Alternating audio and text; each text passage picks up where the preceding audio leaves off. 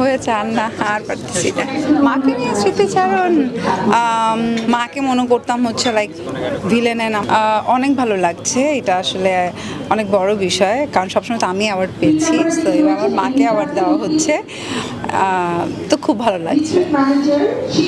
যে সবসময় তো আমি অ্যাওয়ার্ড পাই, বাট এবার আমার কাজের জন্য আমার মাকে অ্যাওয়ার্ড দেওয়া হচ্ছে, এটা আসলে অনেক বড় বিষয় আমার জন্য, কারণ মা এটা ডিজার্ভ করে, কারণ আমি আজকে এখানে আসতে পেরেছি আসলে মার সাপোর্টে। মা আমাকে প্রচুর সাপোর্ট দিয়েছে এবং মার কারণেই আজকে আমি বিদেশে হয়েছি, সো সেখান থেকে তো খুব ভালো লাগছে।